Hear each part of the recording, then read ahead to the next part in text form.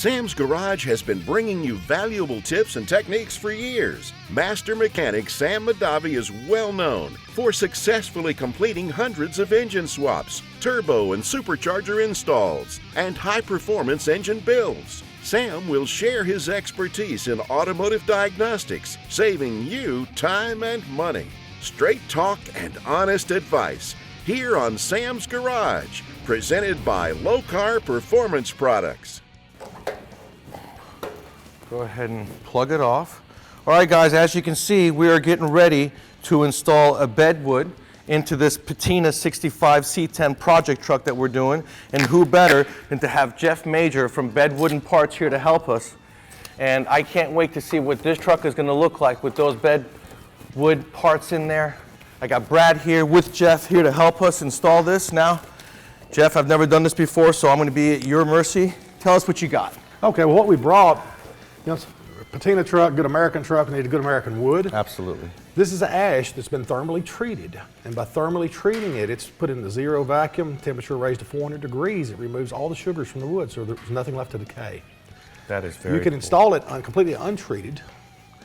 But if you do that and you want it to weather out to a nice gray like barn lumber, that's what you're going to get. That color looks so good, I think we're going to seal it. And so what we did, we sealed this to keep this rich brown color, which is the way it looks after it's been treated.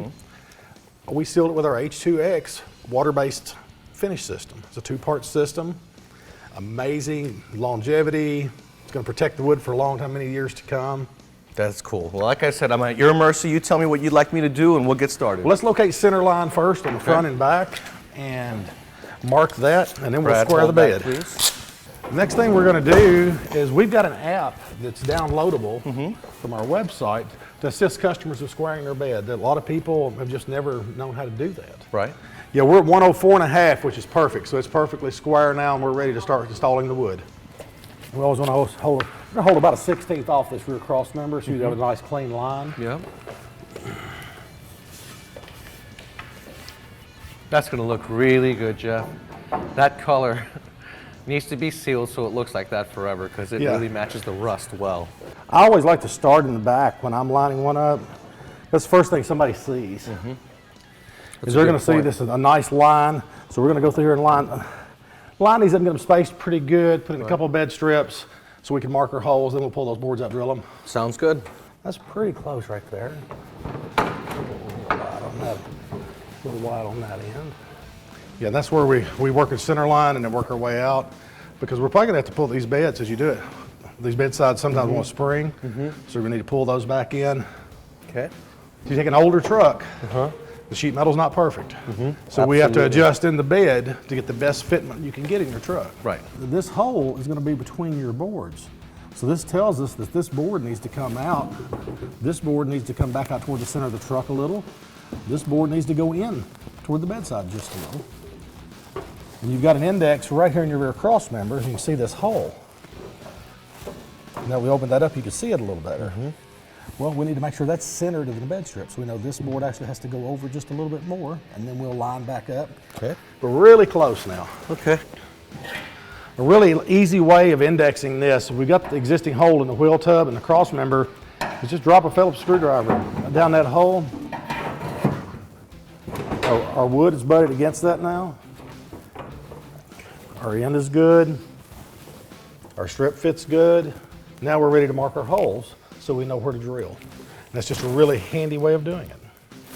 Man, Jeff, that looks so awesome. It really topped off our C10 project. That old bedwood was horrible. Oh, yeah. It turned out really nice. I love the aluminum strips. I love the hidden hardware. Oh, yeah. You know, I thought it was going to be an absolute bear taking this apart. It was fun doing demolition on it, but it was all worth it. When you guys take a look at this bed, Jeff Major from Bedwood & Parts, they do it better than anybody.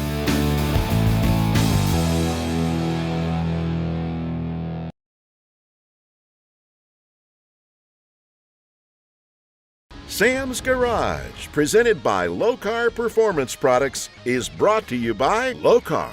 Quality, plain and simple. Heart of Appalachia, Virginia is for lovers. Rod End Supply. We don't just sell them, we race them. H.E.M. Saw, the saw that cuts straight. For the past 19 years, Being the owner of Madavi Motorsports, we've probably installed well over 1,000 Eibach lowering kits on vehicles. But today we're doing something different. We're actually installing a lift kit from Eibach on this 2017 Silverado. And the cool thing is that they give you shock dampeners for all four corners, but the dampeners on the front actually have adjustability. This being 2 inches, this is 1.4, this is 0.71, and this is stock height. But in the kit is also included a pair of 2 1/4 inch raising the front end up with coils, stiffer coils, better for towing as well. So what we're going to do, the customer doesn't want to go up 3 or 4 inches, okay? So we're going to make this truck level. We're going to put the dampener at factory height, and we're going to put the coil in, raising it up 2 1/4 inches. Now, the first thing we did was we measured the wheel wells, front and rear, to see what the difference between the front and rear really are. And we wrote that measurement down so that we can get the exact height to become level. We've already removed the 3 top nuts. We're going to go ahead and remove the 2 bottom bolts that hold this strut in place. Now, this is a Chevy Silverado. Back in the day, they used to have suspension with leaf springs and coils. Now they've gone to a double wishbone suspension, upper and lower control arms with a strut coilover setup. So in this case, we're going to have to actually remove the tie rod, getting it out of the way, allowing for extra clearance to get the top of the perch down out of the truck. Just like that. We're going to bring it down, get past our axle. This is a 4-wheel drive. And there we go. Now we're going to take our strut over to the spring compressor, and we're going to transfer our bump stop and our upper mount to the new coils and the new shock. We have now completed the installation of our Eibach lift kit. As you can see, the dampeners are in place, and what we did was we put the perch on the lowest setting because we only wanted a 2 1/4 inch lift. So that will give us, because the coil itself is 2 1/4, then we have 2 inches on the strut itself. So we did a 2 1/4 inch lift, and then we put Eibach dampers all the way around. Now you have to keep in mind that when you're installing something like this, these springs and coilover setup is very heavy. You might want to have a friend or a co-worker help you do this. You want to remove the tie rod, you want to remove the sway bar, because if you remove the sway bar, it's not going to fight you. You'll be able to swing that control arm up and down without the sway bar fighting you. And then you want to make sure to go over to the compressor. Now the top hat goes into the upper perch one way. It's lined up for one way. The hat going into the top of the mount one way. And then you have to line up the strut so that the 2 bolts on the bottom line up perfectly. That is the most important thing. So when you go into the spring compressor, make sure you line everything up, put it right back with the new perch in place so that you don't fight going in back in the truck. And you have to remember that when you got the old shocks off, you got to bang off the top cap of the strut in order to remove the perch and replace it onto the new Eibach dampener. Now, a good thing is that this truck, we wanted to keep the factory wheels so that we keep the stock look, but we wanted to give it a more aggressive look because we just lifted the truck. So what we did was we got a set of 35-inch tires and spacers from our good buddy Lonnie Novak at Atlantic Wheels and Accessories. He, in a quick rush order, hooked us up with tires and spacers. And the thing is that Eibach has been selling this stuff forever. You can get these spacers from Eibach in any configuration you want for your application. They'll even custom order them for you. This truck is going to ride really well. It's not going to be bouncy. It's going to look correct, and it's going to give the customer that aggressive look that everyone's looking for in their trucks today. So if you guys want a suspension lift, look no further than Eibach suspension.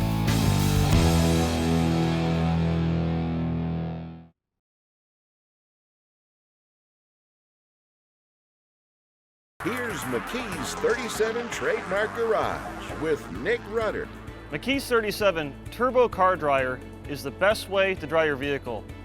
Throw out your old chamois and start drying it with 6.5 peak horsepower, made in USA, filtered air blower.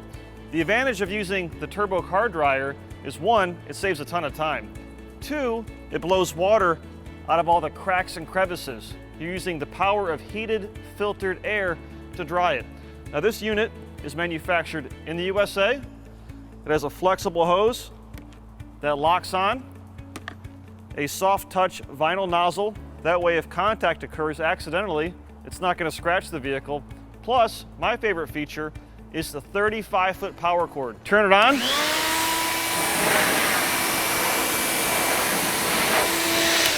and the water just disappears. The McKee's 37 Turbo Car Dryer will save you time, effort, and it will preserve your vehicle's scratch-sensitive clear coat finish. It's so good, Bob McKee put his name on it. You guys want to stop rust in its tracks, look no further than KBS Coating.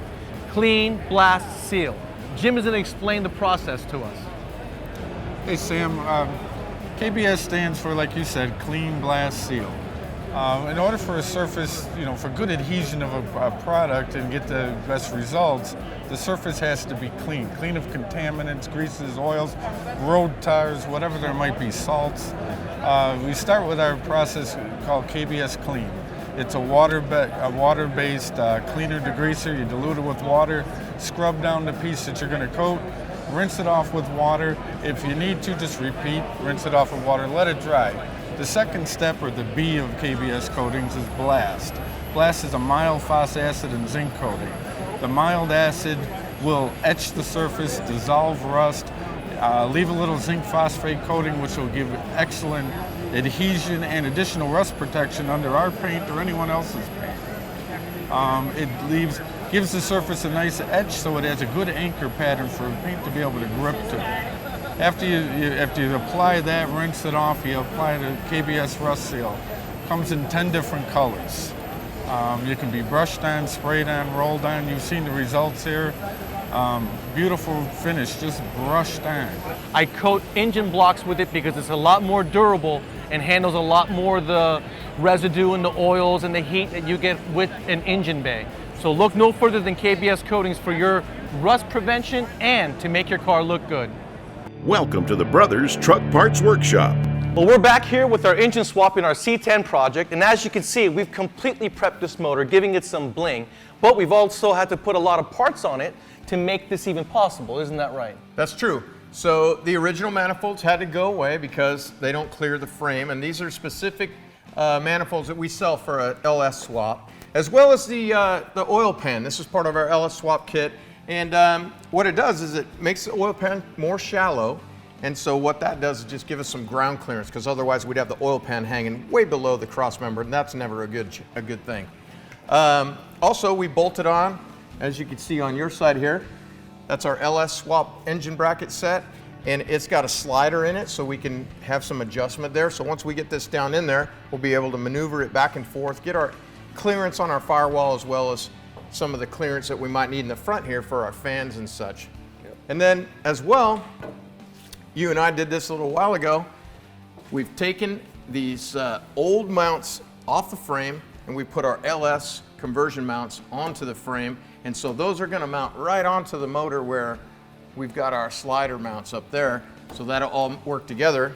And then, the last but not least here, we've got our cross member down there as well. Yep, we've taken our factory transmission cross member out. Yep. That thing's 12 giant, rivets it's heavy, there. it's garbage. And we've got our universal transmission mount there that's going to bolt up here, mount to our frame, make everything real easy. You know what's real key about this? Let's just get this thing moving in here. What's real key about this, this engine conversion parts that we've developed, is that it helps the drivetrain alignment. It makes the drivetrain alignment real easy, and you know as well as I do, if you don't have the right drivetrain alignment, your car gets all hoppy and your drivetrain angles get horrible. So this kit that we developed actually kind of takes some of the guesswork out of that stuff. Yeah, good. This is going to require, for sure, Rock it back flat. a couple of friends. Okay, you got it? And if you guys notice, we took off our front assembly, the accessories, because the LC5, which comes out of a 5.3 Silverado, has about 2 inches forward facing of the water pump, and the balancer comes out 2 inches further than like a LS3 or an LS1 or 2. So what we're going to do to clear our new radiator and fan shroud, come up a little, we are going to take off the LC5 Silverado drive assembly for the accessories and put on a LS3 so that we have more clearance in front of the front of the motor and the fan for the shroud.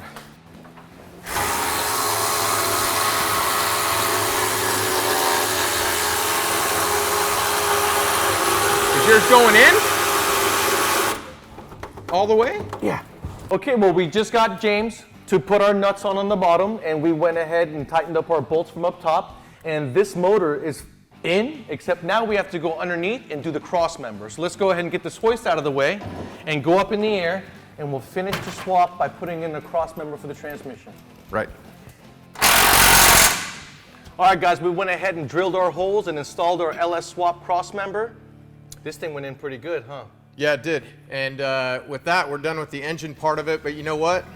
Check back next week when we work on our wiring, our fuel delivery, and all the other peripheral stuff that goes with an LS swap.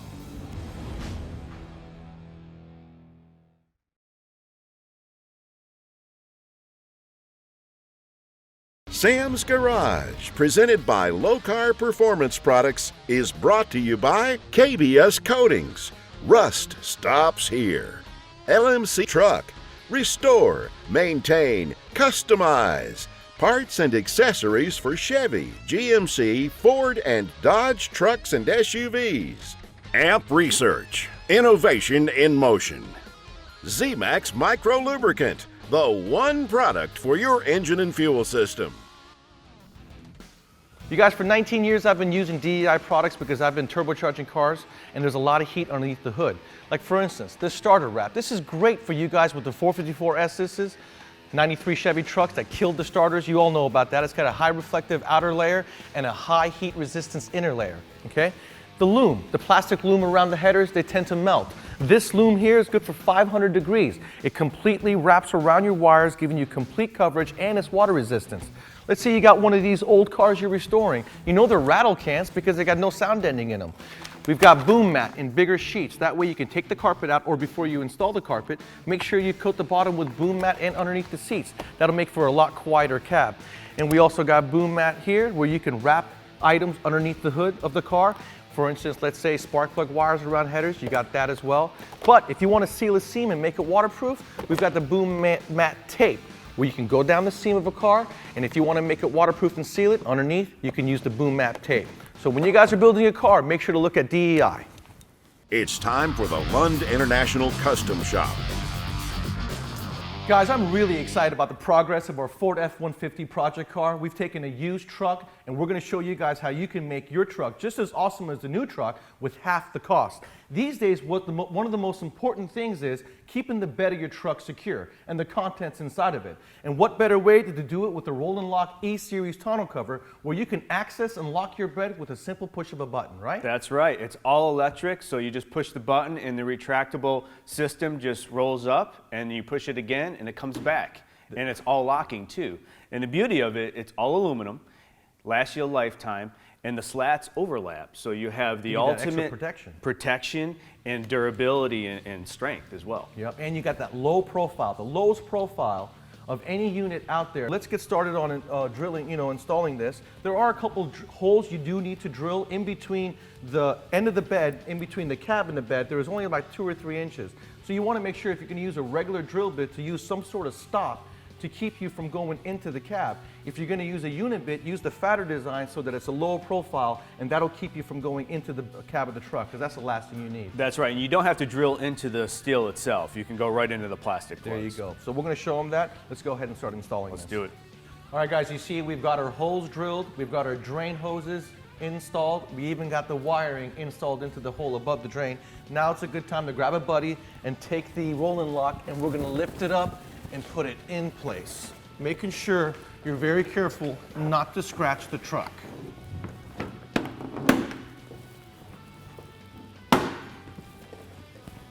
Okay, and we do have a bed liner in here, or we have the side caps, and over the years sometimes, guys, these may warp in the sun. So in case you have to take a knife and clearance one portion of it, don't be afraid, do so that this thing works flawlessly, okay? We're ready to put it on the rails. Okay, let's go ahead. Now these rails are going to be loosely installed for now, and they're going to go underneath the tonneau cover itself, and then attached to the sides.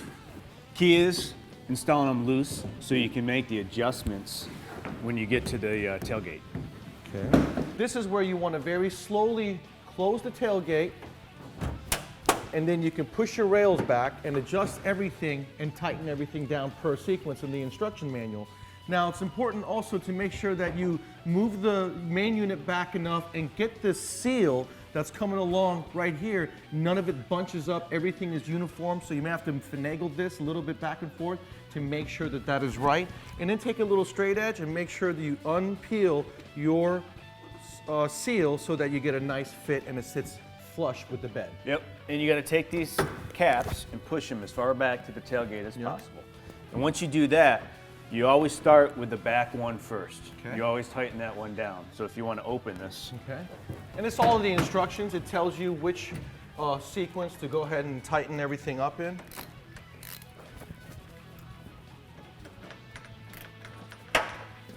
And I like to tighten it down a little bit before I final tighten it. And then you do the back one, and then the middle. Okay. All right, Sam, so before we start making adjustments to this thing, the key is to attach the canister to the rails using this hole right up in here. And we're gonna use this screw and this bracket to help us do this. All right, so to get this bracket attached to this screw, I had to cut out a little bit of the bed rail cap for that clearance. I just used a knife and cut it. Once you screw it into this bracket, tighten it down, now you're all secure and you got everything tight. Okay. Man, Jason, this looks really good. I bet it works just as good, right? It does, it does. We also included a manual override switch in case the battery dies or you just want to manually use it. And we have an integrated light underneath that turns on That's pretty bright, with too. the push of a button. That is very nice. Yeah, and what I did was I used lubricant that comes with a package into the tracks. We recommend doing that every 6 months so you get a nice smooth drive. Operating, yep. Yep. Make it last a long, long time. All Let's right. go ahead and close it. See what it looks like. Here we go. There you go, guys. Another awesome product installed on our Project Ford.